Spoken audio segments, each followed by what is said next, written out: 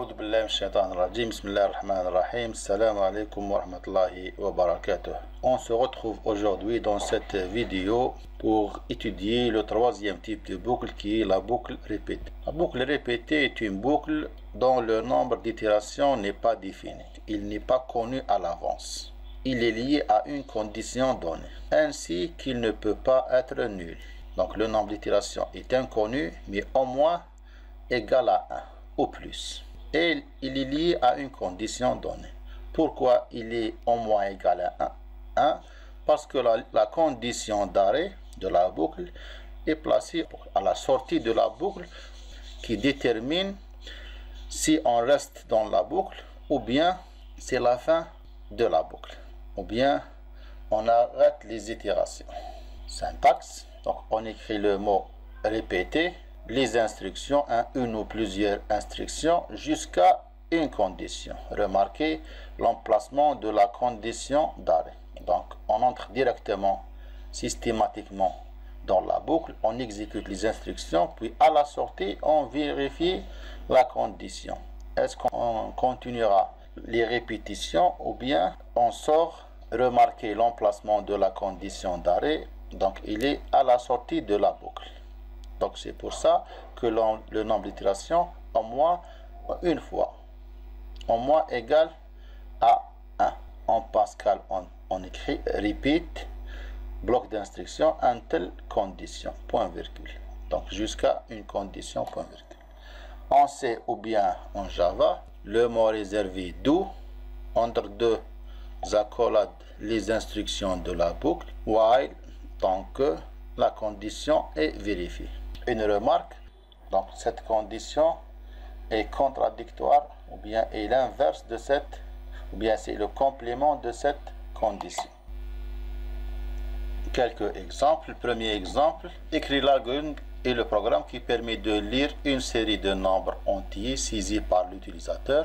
Donc l'utilisateur doit saisir plusieurs nombres consécutifs, mais cette série de nombres est finie par 0. En plus, cet algorithme calcule le nombre de valeurs supérieures ou égales à 10. Deuxième exercice, soit un nombre entier strictement positif, écrire l'algorithme et le programme qui calcule la somme des chiffres qui lui composent. Donc nous avons un nombre entier donné, on va le décomposer, on va décomposer ses positions et les additionner. Ici n est égal à 3574, alors la somme est égale à 3 plus 5 plus 7 est égal à 19. Troisième exemple, soit un nombre entier strictement positif, écrire l'algorithme et le programme qui transforme n, qui écrit bien sûr n est écrit dans la base 10, donc vers une base B donnée. Donc l'utilisateur doit introduire un nombre entier, une nouvelle base, et notre algorithme faire le transcodage, le changement de base. La base doit être supérieure à 1 et inférieure à 10. Exemple, si n est égal à 12 et b est égal à 2, donc on va transformer le n en binaire. Donc il retourne 1, 1, 0, 0. Une série de nombres, donc il y a une répétition parce que l'utilisateur doit saisir plusieurs nombres. Est-ce que le nombre de données introduit par l'utilisateur est connu à l'avance? Non, je ne sais pas. Est-ce qu'il est au moins est égal à 1? Bien sûr, au moins il doit saisir un nombre. Donc c'est la boucle répétée. Donc on a une boucle répétée, lire un nombre. Si le nombre est supérieur à 10, donc incrémenter un compteur qui va calculer les nombres supérieurs ou égal à 10.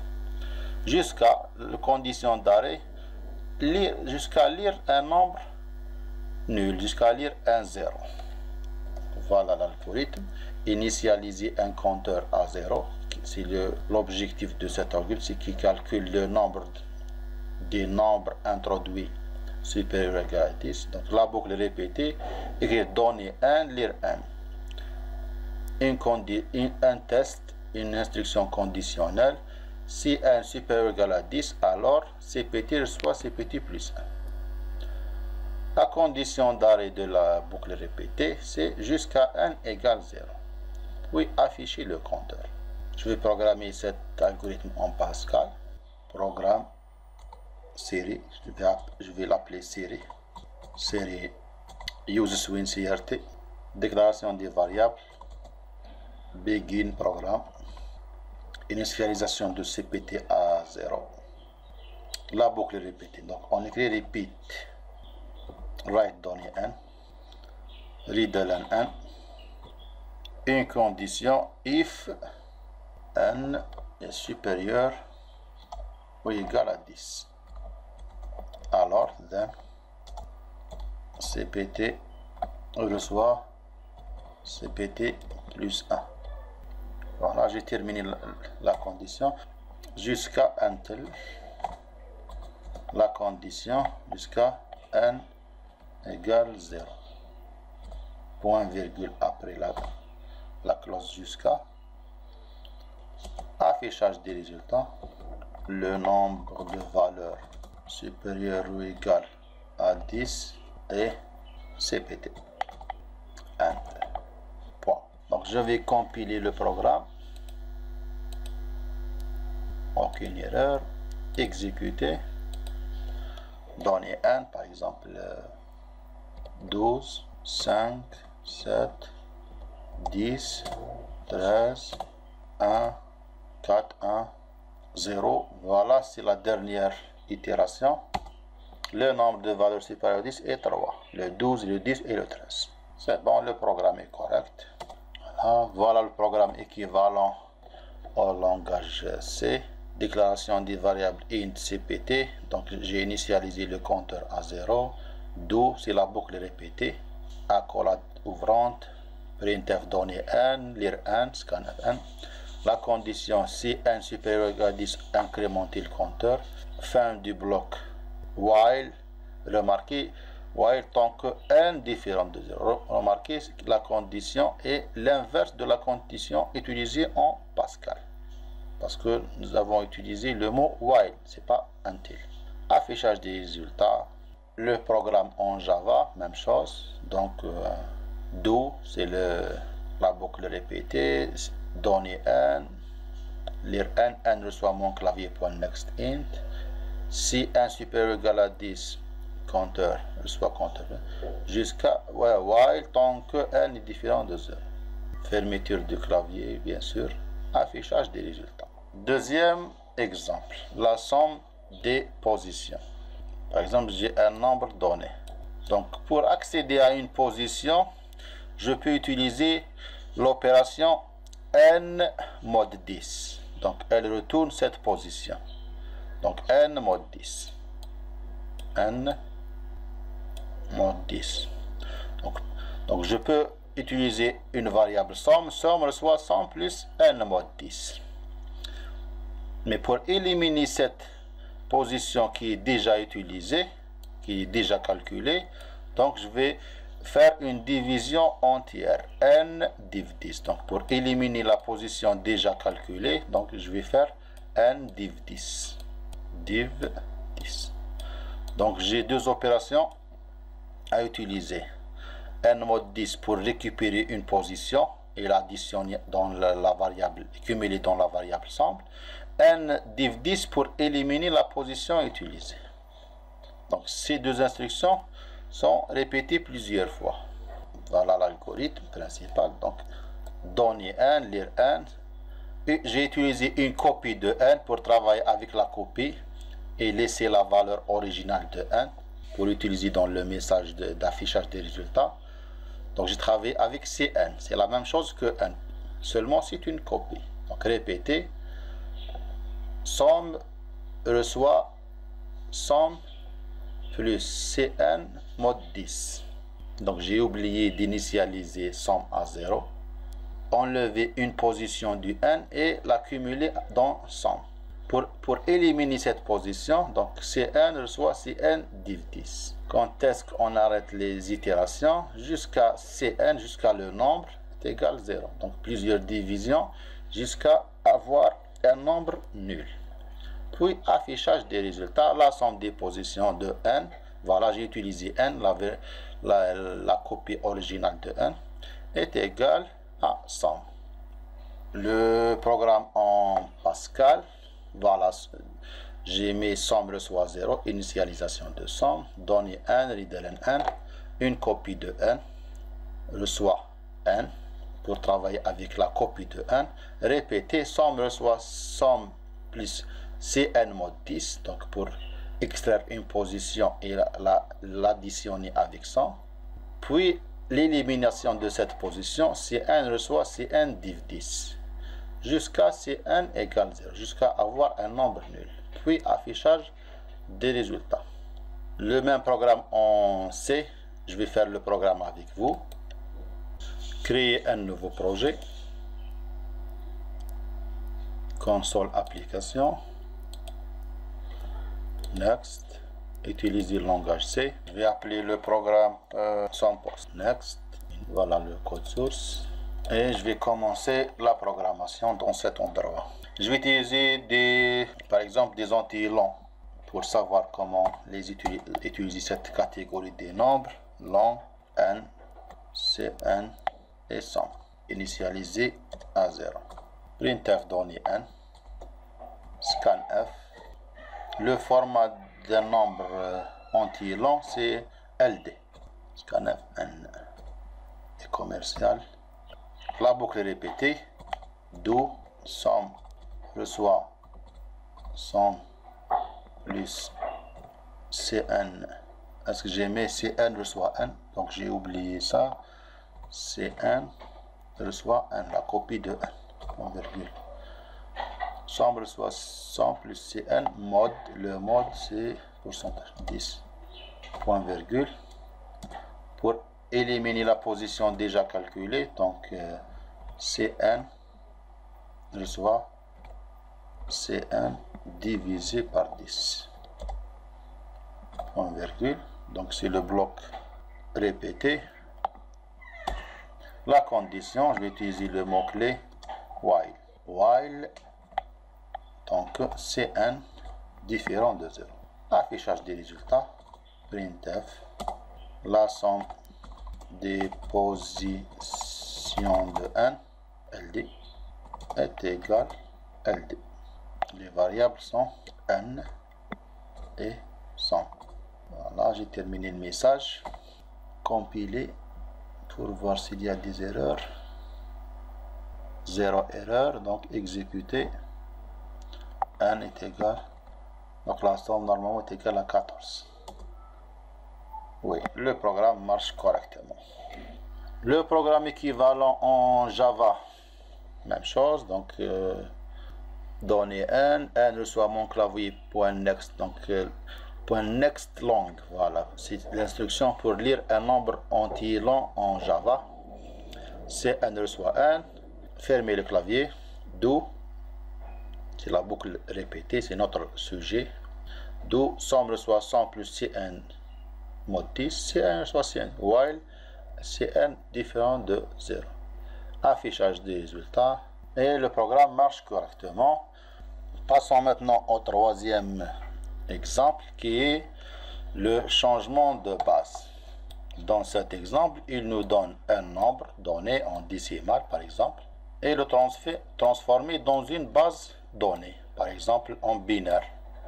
La méthode utilisée c'est la division successive du nombre sur la base. Donc voici la méthode.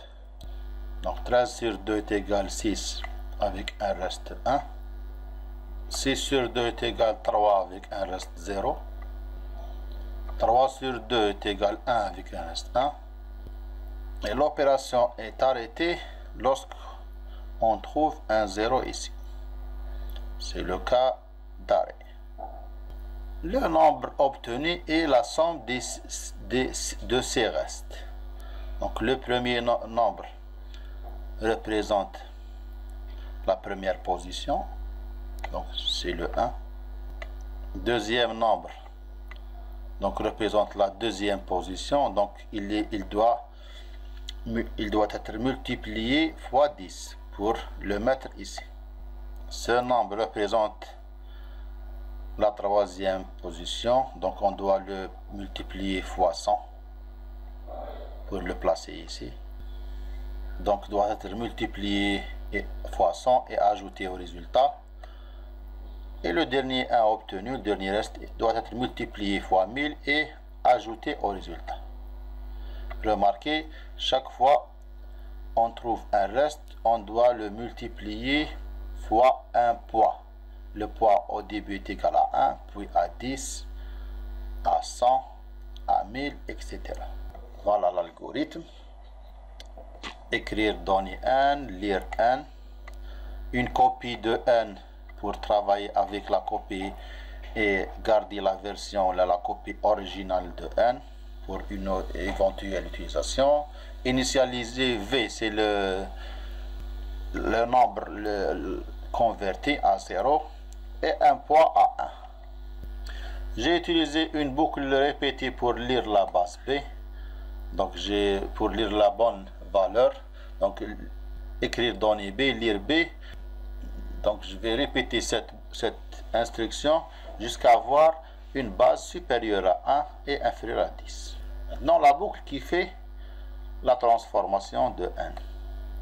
Donc remarquez, répétez, V c'est la valeur du sortie, soit V plus Cn mod B, c'est le reste de la division sur le nombre B, fois le poids qui est initialisé à 1.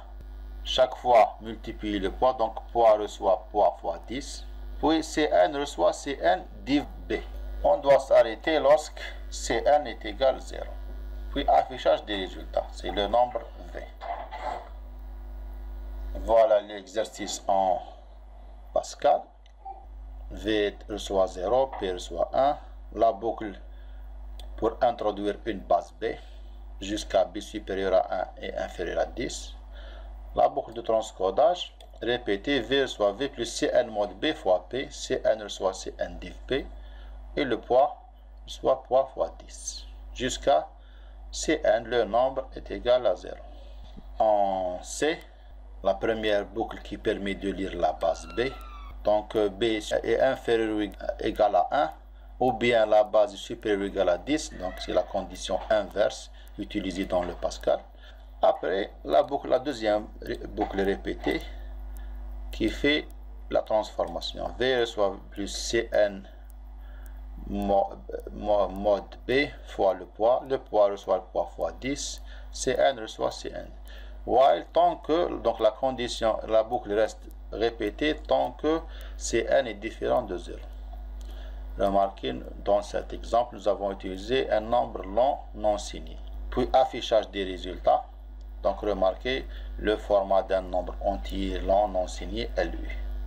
Le programme équivalent en Java. Et on va faire le programme en Java ensemble. Donc File, New Java Project. Un nom de projet, par exemple, transformation. Next, fini. Transformation, source. J'ai ajouté une classe. Je vais l'appeler trans. Cocher l'option public static void main. Et je vais commencer la programmation. Je vais déclarer les variables, par exemple long n, Cn, la base B, le poids qui est initialisé à 1, la valeur obtenue qui est initialisée à 0. Créer la classe clavier, écrire donner n, lire n, la copie de n, la boucle répétée pour lire le nombre B, la boucle répétée pour transformer n en base B. P reçoit P fois 10, Cn égale Cn div 10. While Cn différent de 0. Voilà, c'est la fin de la boucle répétée. J'ai oublié de fermer le clavier. Après la boucle répétée, la première boucle, affichage des résultats, system.out, j'ai commis une faute, j'ai oublié un point virgule ici. Voilà, je vais entrer le nombre 13, la base 2, 13 en base binaire est égal à 1, 0. Et le programme marche correctement. Je vais terminer cette vidéo par la différence entre les trois boucles. J'ai étudié la boucle pour, la boucle tant que, la boucle répétée, mais la question qui se pose, quelle est la différence?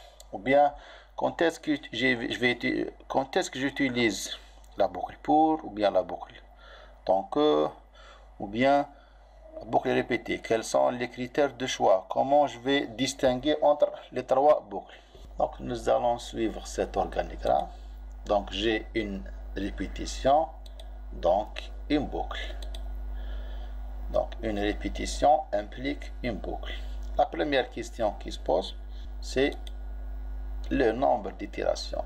Est-ce qu'il est connu juste avant la boucle ou bien non? Ça dépend. Donc, le nombre d'itérations dépend de quelles conditions. Donc, si le nombre d'itérations est connu, oui, donc c'est la boucle pour directement. Sinon, donc il te répond que non, je ne peux pas connaître le nombre d'itérations parce qu'il dépend d'une condition donnée. Donc, on passe à la deuxième question. Est-ce que le nombre d'itérations peut être nul? Donc, si dans le cas oui, je peux ne pas carrément rentrer dans la boucle. Si oui, si le nombre d'itérations peut être nul, donc c'est la boucle tant que. Sinon, il te dit non, moi je vais entrer dans la boucle. Donc, le nombre d'itérations est égal à 1 ou plus.